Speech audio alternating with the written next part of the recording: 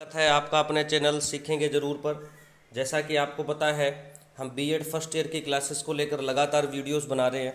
और अगर आप हमारे चैनल पर पहली बार विजिट कर रहे हैं तो प्लीज़ चैनल को सब्सक्राइब कर लीजिए, क्योंकि यूट्यूब पर बीएड की सभी क्लासेस को फ्री करवाने वाला एकमात्र चैनल है। और हम इम्पोर्टेंट क्वेश्चन के साथ चैप्टर वाइज यूनिट को कंप्लीट कर रहे हैं। आज हम दूसरे पेपर समकालीन भारत और शिक्षा के जो कि सबसे 10 इम्पोर्टेंट क्वेश्चन हैं, अगर आपने उनको तैयार कर लिया तो मैं गारंटेड कहता हूँ आप 50 से 60 नंबर आराम से पेपर में स्कोर कर सकते हैं। 100% मेरा दावा है। और इन 10 प्रश्नों को पढ़ने के बाद आप हमेशा ये कहेंगे कि 50 से 60 नंबर पक्के हैं। ना केवल आप पास होंगे बल्कि आपके अच्छे मार्क्स भी आएंगे। तो देखो, इसमें हम बिना समय गवाए हुए हम आगे चलते हैं। जो हमारा बीएड फर्स्ट ईयर का जो पेपर सेकंड है, ठीक है, उसमें सबसे पहला जो आता है वो आता है मैकाले का विवरण पत्र। देखो, मैकाले का विवरण पत्र क्या था, मैं पहले इसके पीछे थोड़ी सी कहानी बता देता हूँ। जब ब्रिटिश सरकार क्या थी, यानी जो अंग्रेजी सरकार थी, वो भारत पर अपना शासन कर रही थी, उस दौरान क्या हुआ कि दो पक्ष बने हुए थे, यानी दो दल थे। एक दल ये चाहता था कि भारत में जो शिक्षा का माध्यम होना चाहिए वो अंग्रेजी हो, तथा दूसरा जो दल था वो ये बाता था कि उस समय जो भाषा चल रही है, जैसे उस समय अरबी और संस्कृत भाषा चलती थी, तो अरबी और संस्कृत भाषा में ही शिक्षा का माध्यम यानी शिक्षा को पढ़ाना चाहिए। अब इन दो दलों में क्या है, लगातार लड़ाई हो रही थी। इस चीज़ को देखते हुए क्या किया कि ब्रिटिश सरकार में एक कानून सदस्य आया ब्रिटिश सरकार के अंदर, यानी जो कि बाहर से आया था, और वो कानूनी सदस्य था जिसका नाम था मैकाले। मैकाले आया और मैकाले ने क्या किया, उसको अपने कुछ तर्क रखने थे और उसे बताना था कि भाई किस तरीके से शिक्षा का माध्यम होना चाहिए, और साथ में ये भी बताना था कि जो खर्चा होगा उस खर्चे को किस तरीके से उपयोग में लेना है। एक कानूनी सदस्य के रूप में मैकाले भारत आए। तो देखो क्या कुछ कहानी थी। वह एक कानूनी सदस्य के रूप में भारत आया, उसे भारत में शिक्षा माध्यम की क्या भाषा होनी चाहिए तथा सरकारी धन का सबसे अच्छा उपयोग कैसे व क्या हो सकता है। क्योंकि दो दलों में विवाद हो रहा था। एक दल चाहता था भारतीय भाषा शिक्षा का माध्यम हो, तो वहीं दूसरा दल अंग्रेजी भाषा को शिक्षा का माध्यम बनाना चाहते थे। और अंग्रेजी सरकार इस समस्या को सुलझाने में असफल हो रही थी। इसके लिए मैकाले ने एक विवरण पत्र प्रस्तुत किया। ठीक है, अब मैकाले के जो विवरण पत्र था, इम्पोर्टेंट है कि मैकाले के विवरण पत्र की विशेषताएं लिखो। तो मैकाले का जो विवरण पत्र था उसकी क्या क्या विशेषताएं थी वो ध्यान से आपको बताता हूँ। ठीक है, देखो, सबसे पहले मैकाले के विवरण पत्र की विशेषताएं थी कि अंग्रेजी भाषा आधुनिक ज्ञान की कुंजी है। यानी मैकाले ने, अगर अपने में घुमा के कोई एक बात बोलूँ तो मैकाले ने क्या कहा कि उसने जो दो सेलेक्ट करने थे, कि एक दल कह रहा था अंग्रेजी और दूसरा भारतीय भाषा, तो आप ये मान के चलिए उसने अंग्रेजी भाषा को ही सपोर्ट किया। ठीक है, क्योंकि अंग्रेजी सरकार भी यही चाहती थी कि अंग्रेजी भाषा का सपोर्ट करे, और अंग्रेजी सरकार का ही वो कानूनी मंत्री था, तो ओबियस सी बात है कि वो उसी भाषा को सपोर्ट करेगा। अब उसने अपने तर्क क्या दिए इस बात को लेकर, ये इंपॉर्टेंट है। सबसे पहले उसने बात बोली कि अंग्रेजी भाषा आधुनिक ज्ञान की कुंजी है। यानी मैकाले का विश्वास था कि अंग्रेजी भाषा भारतीय भाषाओं जैसे अरबी व संस्कृत से अधिक उपयोगी है। दूसरी इसने बात बोली कि भारतीय नव चेतना लाने में सक्षम होगी। भारतीय बहुत पिछड़े हुए थे, ऐसा उसका मानना था। उनकी भाषा अधिक विकसित नहीं है, यानी ये अधिक विकसित ना होने की बात अरबी व संस्कृत के लिए कर रहा है, और इसलिए अंग्रेजी भाषा भारतीयों के लिए नव चेतना लाने में क्या होगी, सक्षम होगी। उसके बाद क्या था, अंग्रेजी शासक द्वारा बोली जाने वाली भाषा। तीसरा इसने ये तर्क दिया कि जो भाषा है वो नॉर्मली वहाँ पर कौन सी बोली जा रही है, अंग्रेजी, और लोग उसको समझ नहीं पा रहे। तो अगर वो लोग अंग्रेजी भाषा को सीखेंगे तो वो उनके शासन को भी समझ पाएंगे, लोग क्या कहना चाहते हैं, उनके जो अधिकारी हैं अंग्रेजी सरकार के, उनकी भाषाओं को भी समझ पाएंगे। उसके बाद चौथा था भारतीयों में अंग्रेजी सीखने की उत्सुकता। चौथा उसने सबसे इम्पोर्टेंट कारण बताया कि भारतीय भी चाहते हैं कि अंग्रेजी को हमें सिखाया जाए, क्योंकि उस भाषा को सीखने के लिए भी उत्सुक थे। और पांचवा था अंग्रेजी सर्वश्रेष्ठ भाषा। यानी मैकाले ने अरबी और संस्कृत भाषा को निम्न स्तर की भाषा मानता था, वह अंग्रेजी भाषा को उच्च स्तर की भाषा मानता था।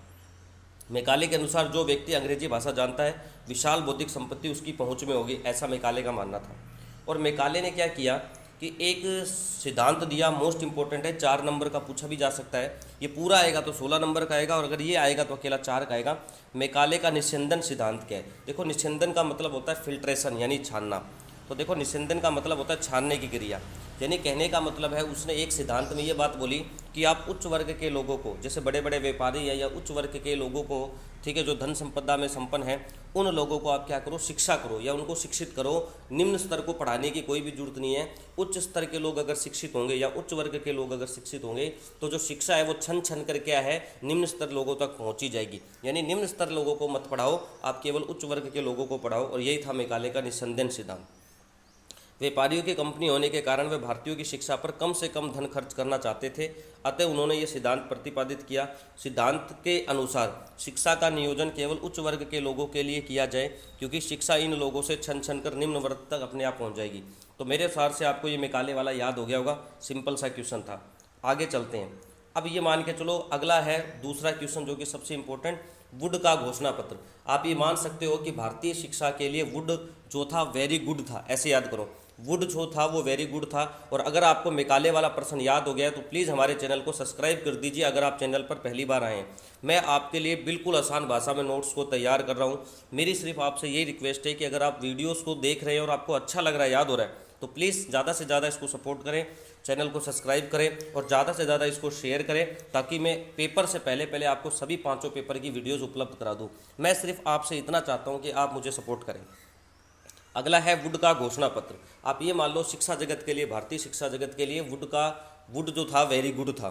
उसने मैकाले जैसी बातों को तो क्या बिल्कुल रद्द किया। और वुड ने क्या कहा, देखो वुड का घोषणा पत्र। मैकाले के अनुसार भारत में अंग्रेजी शिक्षा का प्रयोग सफल नहीं हुआ, ठीक है। वुड भारत आया, उस समय के गवर्नर डलहौजी से परामर्श किया और इंग्लैंड जाकर शिक्षा संबंधी सिफारिशों को भेजा। ये सिफारिशें ही वुड का घोषणा पत्र कहलाती हैं, जिसे भारतीय शिक्षा का शिलाधार वह भारतीय शिक्षा का महाधिकार पत्र भी कहते हैं। वुड की घोषणा पत्र की क्या क्या सिफारिशें थी? सबसे पहले उसने अपने घोषणा पत्र में जो प्रमुख सिफारिशें थी वो ये रखा कि शिक्षा का उद्देश्य, यानी अगर हम लोगों को शिक्षित कर रहे हैं तो उसका क्या उद्देश्य होना चाहिए, उसने इस पर विशेष बल दिया। दूसरी बात है, हम उनको जो भी शिक्षा देंगे उसका पाठ्य विषय क्या होगा, यानी हम पाठन सामग्री में किन किन विषयों को जोड़ेंगे ताकि भविष्य में जाकर उनके लिए एक रोजगार के साथ साथ उनके सामाजिक और नैतिक चीज़ों का भी विकास हो। उसके बाद है जन शिक्षा प्रसार। मैकाले का निस्संदेह सिद्धांत बिल्कुल इसने रद्द माना और कहा कि उच्च वर्ग के लोगों को शिक्षा न देने के बजाय हमें सभी वर्गों को शिक्षा देने की ज़रूरत है, क्योंकि शिक्षा सभी की आवश्यकता है और इसे आप किसी एक वर्ग को शिक्षित करके ऑटोमेटिकली अन्य वर्ग शिक्षित नहीं हो सकता। अगर हमें पूरे देश को शिक्षित करना है तो हमें हर उस नागरिक को शिक्षित करना होगा जो उस देश में रहता है।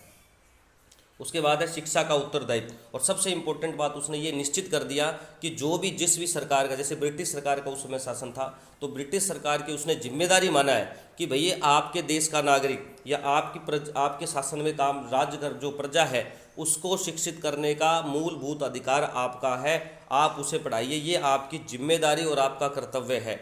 अगर आप इससे पीछे हटते हैं तो इसका मतलब है कि आप क्या कर रहे हैं, उनके साथ गलत कर रहे हैं। तो सबसे पहले उनको जिम्मेदार साबित किया कि भाई आप इसके लिए जिम्मेदार हैं, तो शिक्षा का उत्तरदायित्व उन्होंने उस सरकार को थोपा। उसके बाद है शिक्षा का माध्यम। उन्होंने एक अच्छा पॉइंट ये भी रखा कि भारतीय भाषा को महत्व दिया और उन्होंने कहा हाँ, अगर कोई अंग्रेजी सीखना चाहता है या अंग्रेजी भाषा से शिक्षा लेना चाहता है तो वह उसको भी पढ़ सकता है, शिक्षा विभाग। उसके बाद उसने क्या किया, सभी प्रांतों में एक एक लोक शिक्षा विभाग बनाने का आदेश दे दिया।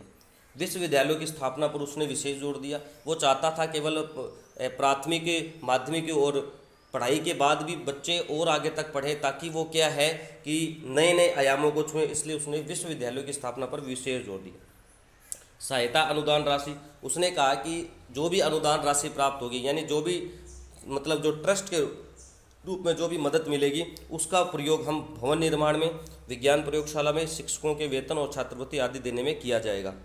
स्त्री का महत्व, स्त्री शिक्षा का महत्व, देखो उन्होंने स्त्री शिक्षा के ऊपर विशेष बल दिया, क्योंकि वो चाहते थे कि ना केवल पुरुष ही बल्कि जो महिलाएं हैं या जो बच्चियां हैं उनको भी शिक्षित किया जाए, क्योंकि देखो देश के विकास के लिए सभी लोगों का शिक्षित होना बहुत ज़रूरी है। उसके बाद है व्यावसायिक शिक्षा पर जोर। उन्होंने व्यावसायिक शिक्षा का मतलब है वो एक ऐसी शिक्षा देना चाहते थे जिससे लोग खुद के बिजनेस यानी खुद के व्यवसाय के प्रति भी बढ़ावा हो, ताकि क्या है कि कोई भी लोग बेरोजगार ना हो। उसके बाद है धार्मिक शिक्षा। धार्मिक शिक्षा भी इनके सिफारिशों में प्रमुख थी। वो चाहते थे कि धर्म की शिक्षा भी सभी को देना चाहिए, ताकि सभी लोग एक दूसरे के धर्म का सम्मान करें और खुद के धर्म के अनुसार क्या है अनुसरण करें।